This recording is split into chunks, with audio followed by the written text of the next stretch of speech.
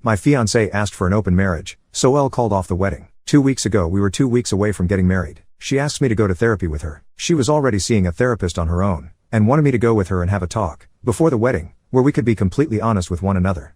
That sounded a little weird to me. I thought we were already completely honest with one another. After all, we were getting married in 2 weeks, right? Also, she was super protective about her therapy sessions, didn't really talk about them. I have never met her therapist, so to be invited there all of a sudden seemed a little out of place to me. The day comes, and I go there, but out of self-preservation, I had my phone opened and recording any audio. My fiancé was already there. I had to wait 20 minutes before I was invited in. The therapist greets me and shakes my hand. We have small talk. She tells me I am not at all the way my fiancé described me. I think she is trying to compliment me. Then she looks at my fiancé and tells her this may be harder than we thought. That absolutely weirded me out. But I am a calm and collected individual, and I don't react, just kept that dumb smile on my face we all have in awkward situations. So the therapist starts talking, has a small speech I don't care to repeat. My fiancé takes my hand as the therapist starts telling me that we live in a modern world, and that my fiancé wants us to have a non-conventional marriage moving forward. I smile. I am not sure what the hell that means. Through my mind I am thinking she wants to talk how she will not be a slave to her husband, she will not sacrifice her work life, etc. modern woman and girl power and all that. Nope, she is actually talking about how once we get married, she wants to be free to sleep with other men, the other non-traditional type of marriage. I forgot it's 2018, but she loves me a lot, and would not be comfortable with me having the same benefits, because she would be too heartbroken knowing that I find other women attractive and that one of them could steal me from her. So, I let them finish talking. They were very fluent, and they got more confident talking, probably empowered by my lack of reaction, and because I wasn't saying anything. This was definitely something they have rehearsed. I then asked the therapist if she is licensed. This, by her reaction, was not what she expected to be the first thing coming out of my mouth. She said yes. So I told her to explain to my fiancé why we will not be getting married anymore, and why we will not continue being a couple starting immediately.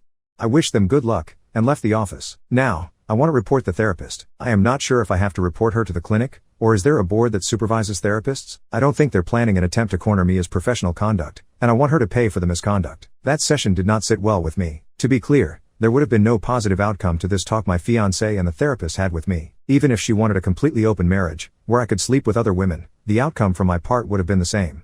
That is not a marriage, that is a sham. It also dawns on me, she might have cheated on me. Now that I have this clarity of mind, certain things don't match up, so I was a fool anyway. I listened to the recording, and I still can't believe what was said there. Anyway, I called off the wedding. I am a very easygoing guy. There are no fights with me because I am not seeking them. There are no conflicts, enemies, because my life is guided on principle and common sense. That might have given my ex the impression I will be easy to walk over, like a doormat, but she is an idiot for thinking that. Having listened to the recording a few times, I am confident the therapist recognized I am not how my fiancé must have described me in their sessions.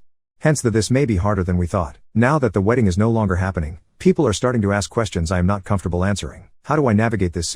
I am sure my ex is doing damage control, but I have the recording, and if she goes too far off the path, I will not shy letting people know what she wanted us to talk about. But my parents and family also want answers, and I am not sure what BS to tell them. I don't want them to think I am an idiot for allowing my ex to get to this point where she was so confident that she straight out told me she wants to F other dudes. She is also blowing my phone, my best friend's phone, my brother's phone. We can work on this. I didn't understand what they were telling me in the therapy session. She will do anything to fix this. It was the therapist's idea, she was against it, etc. Last cry of a dying siren. All her cries fall on deaf ears, and I am the owner of said ears. We were also working to get a loan to buy a house, but I canceled everything. I basically erased any ties we had financially, or otherwise. Her current plea is that in therapy she exposed her insecurities about our sexual history. I had considerably more partners than her, and the therapist came up with the idea we should level the field. Regardless of the truth of this, that therapist gets reported once I figure out where to do it, and what to say. This post is mostly a rant, but I would also want to know how would you handle the questions of friends and family. My ex is certainly doing her own damage control, and I don't want to be a he said, she said. I do have the recording, and I'm wondering if I should send it to the interested parties. My ex doesn't know I have the recording. Update, my fiancé asked for an open marriage, so Elle called off the wedding. Jokes aside, it has been an interesting 2 weeks since my initial post. Monday last week I talked with a lawyer at work about the situation with the therapist. He looked at me like I was bullcrapping him, and asked me if this was a prank. So I asked him if he wants to hear the recording. Damn right, was his answer. I talked again with him the next day. At the end of it, he noted a few things I didn't pay attention to. On the recording, the therapist was always saying we think, we want, we talked about, we decided. Not once did she say your ex here asked me to talk with you or your ex wants you to know, or anything like that.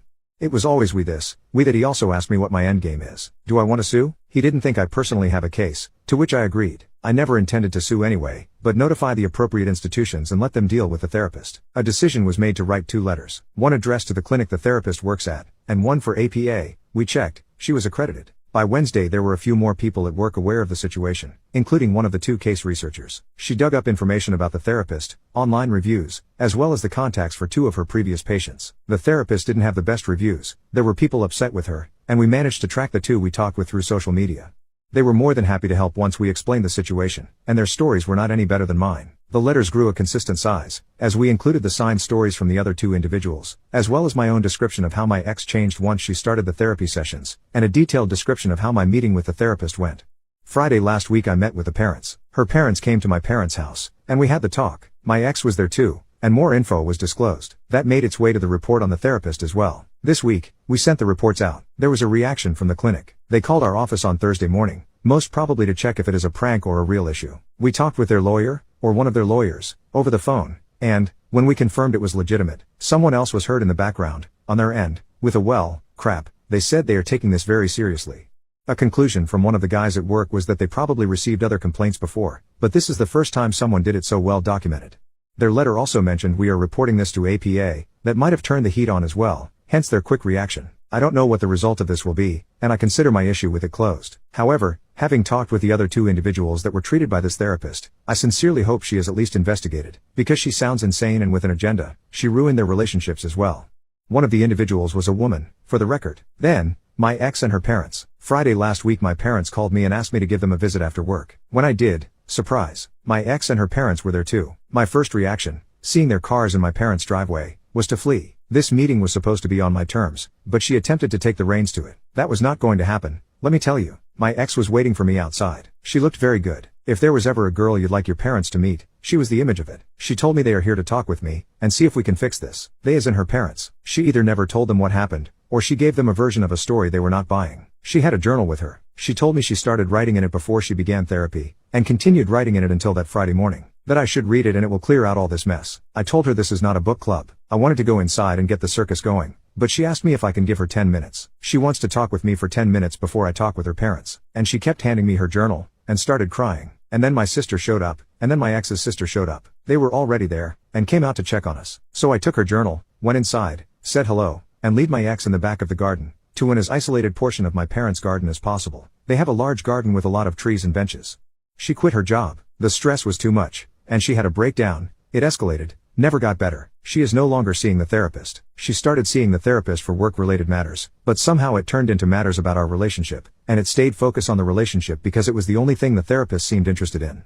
She never told her parents why she is my ex. She is seeing another therapist now. I just listened. She turned the discussion from her to us. Told me I would be in control. I will be managing the finances. I will receive access to all her devices. I will be able to track everywhere she goes. Any property we will own will be in my name. She will do anything I want to trust her again. Basically things she said in her messages over the last weeks. She enumerated more things than the ones I mention. I don't know how she thinks that would be a healthy life, for either of us. I asked her if she cheated. She told me she had the opportunity to cheat, but she had never. I believe her. But it also angered me. What does she mean she had the opportunity? If you are in a committed relationship, you don't put yourself in a position where you have this opportunity. You don't want this opportunity. It's like saying I had the opportunity to unalive someone today. Why? What were you doing that there was such an opportunity? Why call it opportunity anyway? It makes it sound like something positive. That pretty much ended our 10 minutes, and told her we should go and talk with our parents. So, we did. I asked our sisters to leave us alone, as it was not any of their concern what was to be discussed. My sister huffed and puffed, but a house made of stone survives hurricanes, and she was not one. Well,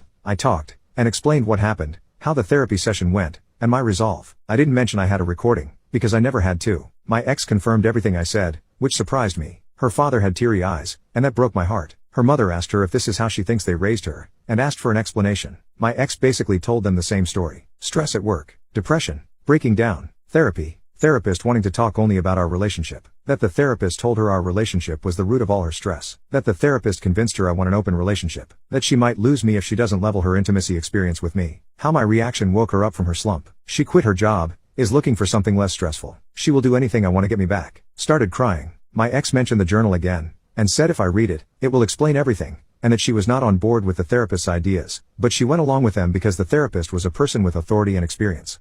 Our parents looked at me and I told them someone's private journal is not the type of literature I read, unless they are a dead poet. Big mistake. My intention was to relate that someone's private journals usually becomes literature if they are a famous writer, or leader, and usually they are published post-mortem. Also, I was hoping they get the hint that I don't really want to read her journal, because it would be of no consequence. What was done was done. Everyone looked at me as if I wished death on my ex. You could smell the hostility in the air. So I said fine, and promised I will read her journal. You win some, you lose some, and then you use the wrong words and you lose a few more. My ex is seeing a new therapist. She showed her parents emails confirming her appointments. He's an older dude, with a white beard like Freud. I searched him online. He is married. He attends conferences. He wrote a few books. They are on Amazon. Seems like a solid character. Can you kids work this out? This was the second thing that angered me that day. As if this is child play, and we should just listen to the adults. We are not old enough to be in control of our own feeling, and we should definitely not be the ones to decide what we consider a betrayal you can't recover from. We are just kids and we should just work it out. So I won back some ground on the Dead Poets Society remark earlier, and this is how the day ended. We've known each other for 9 years, and have been a couple for 5 years. Even if there are legitimate reasons behind her behavior, how do you go back to being the same? This wasn't even a reset. My way of thinking about my ex has been fundamentally changed. She became a stranger I know a lot of things about. Sure, I still find her attractive. Very attractive. The way she looked last Friday was amazing. No denying that. But it was also calculated. I am not going to lie myself here. Hair done the way I like it, dress that I bought for her, the shoes I like the most, a hint of the perfume I gifted her, etc. The journal is on my nightstand.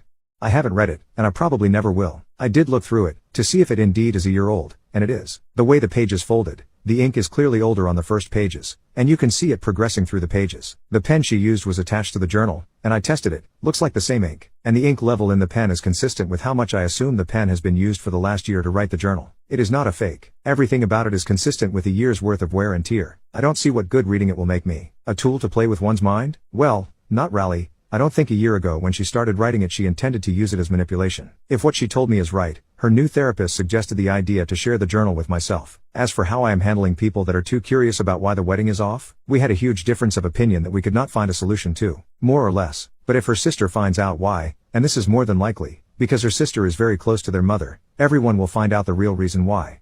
Our parents want us to meet again next week. They told me to read the journal, and maybe that helps. Maybe we can work on it. Start again, fresh, since we have so much history. She will get treatment, she will get better. She still is the same woman I fell in love with, but she is not well right now. They can tell I still love her, or else I would not be so theatrical. Their words, not mine. I don't think I will meet them next Friday. But, damn, she did look amazing. I would like to thank the community for the support and help. It was enough to help me put together a plan of action regarding the therapist. Thank you to those who provided resources and information about what to do. What should I do with her journal? Return it? Keep it and read it 90 years from now?